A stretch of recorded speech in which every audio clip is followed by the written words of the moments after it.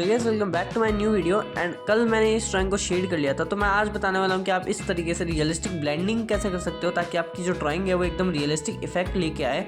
तो मैं पूरा प्रोसेस बताऊंगा ब्लेंडिंग का भी, तो बिल्कुल भी स्किप मत करना, पूरा देखना।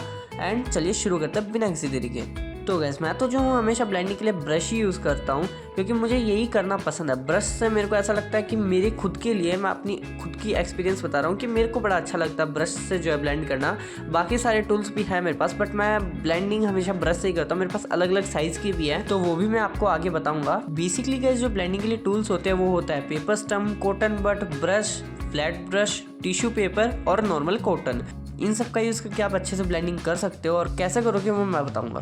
तो गाइज अगर मैं ईयरबड का आपको बताऊं तो ये जो है ये छोटे एरियाज़ के लिए यूज़ की जाती है, जैसे कि आईज़ हो गई, नोज़ हो गया, लिप्स हो गए, या फिर जॉ लाइन हो गई, ईयर के अंदर का पार्ट हो गया, कोई छोटा एरिया हो गया, उस तरीके के एरियाज़ के लिए ये यूज़ की जाती है। अगर आपको इसको बड़े एरिया पे यूज़ करके तो आपको बहुत दिक्कत आएगी और ड्राइंग ख़राब होने के चांसेस भी हैं। और वहीं मैं अगर आपको बताऊँ ब्लेंडिंग स्टम्प का, तो गाइज ये जो है ये बड़े एरियाज़ हो गए, छोटे एरियाज़ हो गए, फाइन लाइन्स हो गई, ये सब जगह में यूज़ होता है। बस इसको यूज़ करने का भी तरीका आता है। ये अलग अलग साइज़ के आते हैं 1 to 6 तक।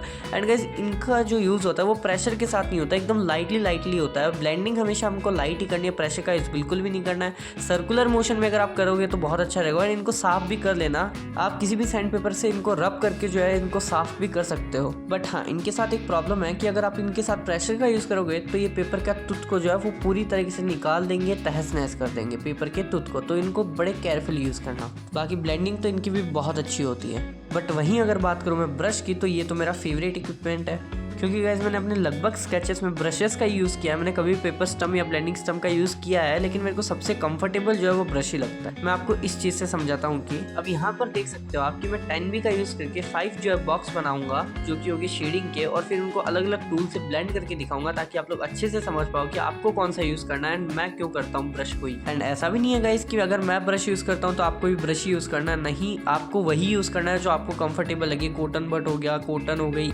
या पेपर स्टम्प हो गया, या फिर फ्लैट ब्रशेज होगी, आपको जो अच्छा लगे आप वही यूज़ करो। तो गाइस सबसे पहले यूज़ करते हैं ईयरबड को, जो कि छोटे एरियाज़ के लिए यूज़ होती है, बट इसको मैं लार्ज एरिया में यूज़ कर रहा हूँ।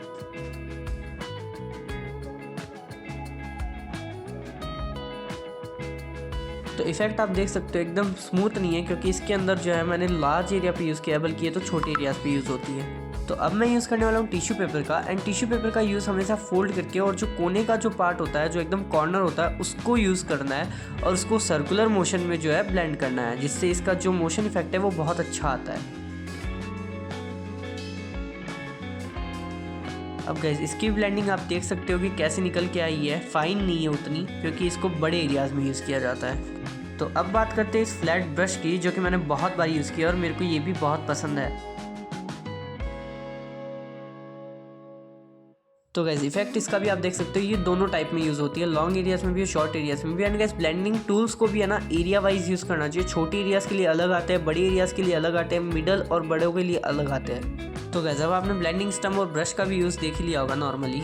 अब गाइस आप देख ही रहे हो कि मैंने ब्लेंडिंग कर दी। अब गाइस ब्रशेस के मुकाबले जो है ये बाकी टूल्स है ये फीके पड़ रहा है, क्योंकि जो टिश्यू पेपर यूज़ होता है वो होता है बड़े एरियाज़ के लिए, एंड जो कॉटन बट होती है वो होती है छोटे एरियाज़ के लिए। बट यहाँ पर सेम एरिया का साइज़ था, बट ये ब्लेंडिंग स्टम्प जो है अलग अलग एरियाज से यूज़ है, इसलिए इनका इफेक्ट भी अलग अलग है। इसलिए गाइस आपको हमेशा साइज़ वाइज देखना है कि आपकी कितने एरिया पर आपको ब्लेंडिंग करनी है, उस हिसाब से आपको अपना टूल चूज़ करना है।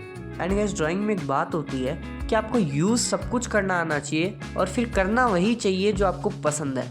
जैसे कि मेरे को यूज़ सब कुछ करना आता है। मेरे को tissue paper, blending stump, paper stump, brushes, flat brush, normal round brush, सब कुछ मेरे को यूज़ करना आता है। लेकिन मैं हमेशा ब्रश ही यूज़ करता हूँ, क्योंकि हमें आना सब कुछ चाहिए। जैसे कि अगर मैं कहीं पे ड्राइंग कर रहा हूँ, वहाँ पर ब्रश अवेलेबल नहीं है, तो फिर मेरे को टिश्यू पेपर से अगर ब्लेंड करना पड़ जाए तो मेरे को आना तो वो भी चाहिए।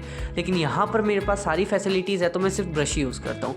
इसलिए आना सब कुछ चाहिए, सीखना सब कुछ है, याद सब कुछ रखना है, प्रैक्टिस सब चीज़ की होनी चाहिए।